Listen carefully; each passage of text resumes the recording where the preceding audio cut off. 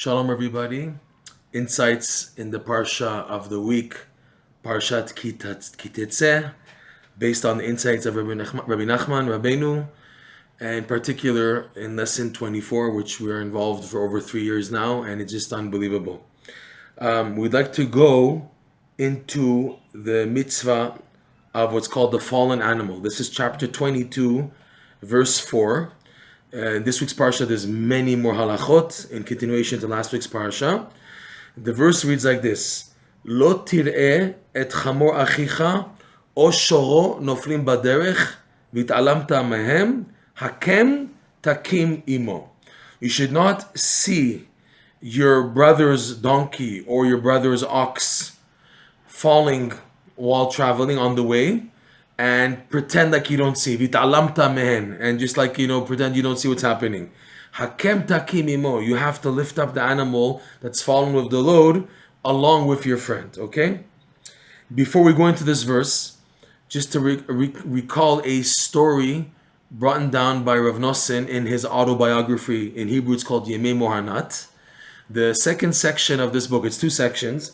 The second section is Rebbe Nachman's autobiography of his journey to Eretz Yisrael, the Holy Land, and all the difficulties and doubts and obstacles and all the crazy things he went through on the way there, before even considering going on the way there, all the doubts and frustrations, getting there, and then coming back. It's an amazing, amazing story.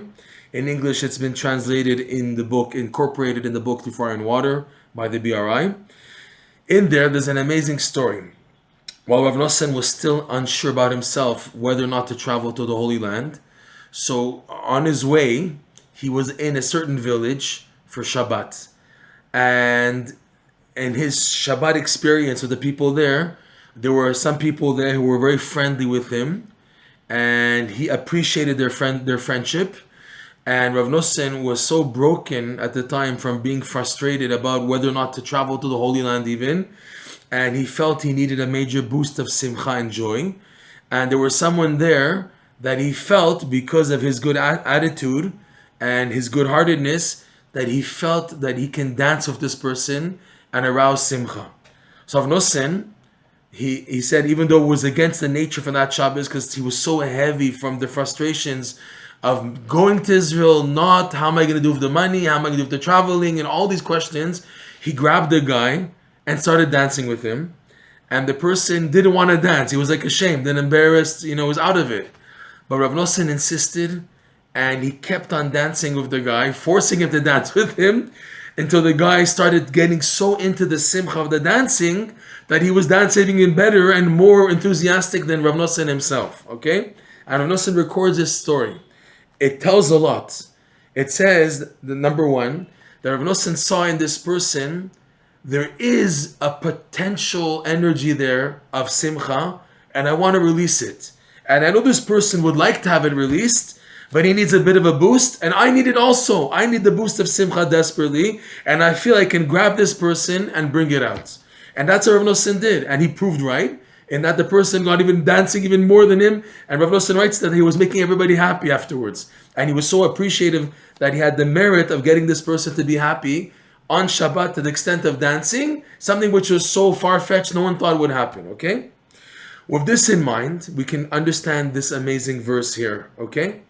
The idea of simcha is so important. Rebbe Nachman stresses it. Rebbe Nachman in his Likutey Moharan, he even expands more and more on many practical levels why it's so important to work on simcha, even forcing it, even when you're out of it, even if you feel so troubled and you feel that your problems in life are just following you wherever you go and you don't find a way out, still simcha is the key for everything.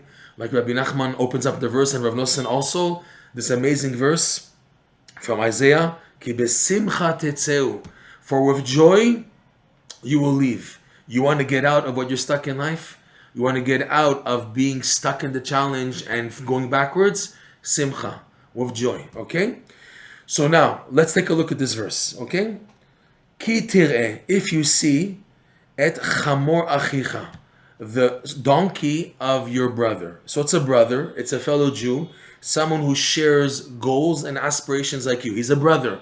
You share a common interest in serving Hashem, a common interest in doing good, a common interest in wanting to better yourself. But the person has a chamor. A chamor translates as a donkey, but the root for chamor is chomer, chomriyut, materialism, physicality. You see your fellow brother, your fellow Jew, that his chomriyut, his materialism, noflim baderech, is falling. It's bringing him down to depression.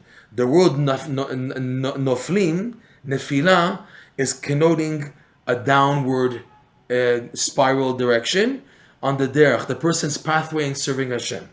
Now this person doesn't just have a donkey, but he has o shor, or a donkey or a shor. A shor is a kosher animal, it's an ox. The word shor also means to see. Like it says, ashurenu, I see it, velo karov. It's a verse from the prophets. I see it, but not close. Ashurenu velo karov. I see it, but not right now. It's going to happen. Okay, it's a verse from the Torah itself. Ashurenu velo karov. I see it, but not happening now. So shor and shur, also by Yosef HaTzadik, benot tza'ada alei shur, that it says about Yosef HaTzadik that he was so handsome and so, in a positive sense, in a masculine sense, beautiful, and also in a kedusha sense, as a shining tzaddik, he was mamash radiating light. So it says the girls in Egypt, they would tiptoe on the walls, because Yosef HaTzadik, being a tzaddik, would walk in modesty with no woman around. They would be behind the mechitza. So they would tiptoe on their toes to be able to look over the top wall of the mechitza of the wall to see Yosef, right? Benot Sa'ada, the daughters, they would stand on their tiptoes, alei shor, over the wall, okay? And the word shor means to see also, in order to see Yosef HaTzadik. So shor and shur are associated. What does it mean to see? Seeing, sight, is related to sight, to light. Shor connotes seeing light, and as we've said many times already, light, or, is gematria Ein Sof, the infinite light, the infinite one. So shor is something positive, and chamor is something negative. But the point is here that your fellow brother has a chamor or a shor. You have a fellow Jew who's struggling with his challenges of his chomriyut, materialism, or shoro, or his light. You have a fellow Jew, noflim baderech, he's struggling to try to serve Hashem, to follow the path, the derech, but he has struggles. He says, look, you see your fellow Jew, you shouldn't see your fellow Jew who has chamor or shor, that he's always jumping. He has difficulties. He's being weighed down by his chomriyut, materialism, and he's lifted up by the shor. But even with the light, Rebbe Nachman teaches in lesson 24 that when a person is going up and up and up, he also gets pushed back. He gets pushed down. He has a nefilah. It's called a betisha in the language of the Kabbalah, but it's also a backwards push.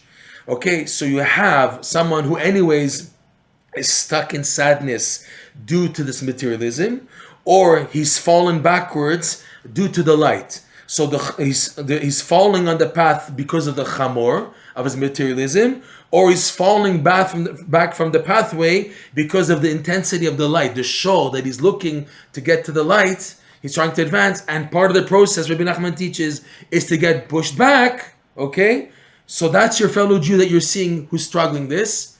You should not lo tir'eh. You should not see your fellow Jew who has having ups and downs. In sadness, in simcha, due to the chamor or his shor, v'talamta mehem, and you should say, okay, that's his business, it's his problem. Let him struggle, let him handle on his own. No, the pasuk is saying that your simcha is contagious. You can help lift him up. Hakem takim imo, lift your fellow Jew up. You see your fellow friend down and depressed. Don't say, oh, poor guy, I feel bad for you and this. Get him happy, man. Tell him a joke. Sing a song. Make him laugh. Remind him of what he has to be happy about. Remind him of to give thanks, what to give thanks to Hashem about. Remind him that everything in the end was going to work out b'ezrat Hashem. These are like the 5 major advices given by Rebbe Nachman. Rav Nosson expounds on them. on how to work and activate simcha. So the thing is, hakem takim imo. Lift up, you should lift up with him. The Torah is saying in the verse, it's on condition. Imo.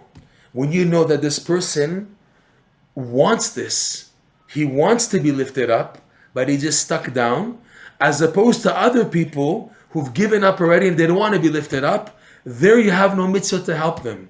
You know someone is a mocker, someone who has too much haughtiness, and he doesn't want to listen to you. He's not your brother in this sense. He doesn't have the same interests in trying to serve Hashem. He's stuck in his chomriyut and he has no shor. So you have a brother who has a chamor but he doesn't have a shor. For him, there's no lifting up with him because he doesn't want to participate, so you have no obligation to work on his simcha. Where's an obligation to help simcha? When you see in the person a ray of light. Like we saw in the example of Rebbe Nachman, he saw and felt in this guy that there's potential light to wake him up. He just needs help. He needs that push. And then together they were dancing. So too, a fellow Jew who you know will listen to you, you know that deep inside he really wants to come close. He has a chamor or a shor. He's going through the challenges of his materialism, the chomriyut, physicality, but he's also having challenges being a shor, trying to find the light to come close to Hashem. It's amazing how the shor is an ox, which is a strong, powerful animal. And that's what's needed in devotion to serve Hashem. You need to be strong.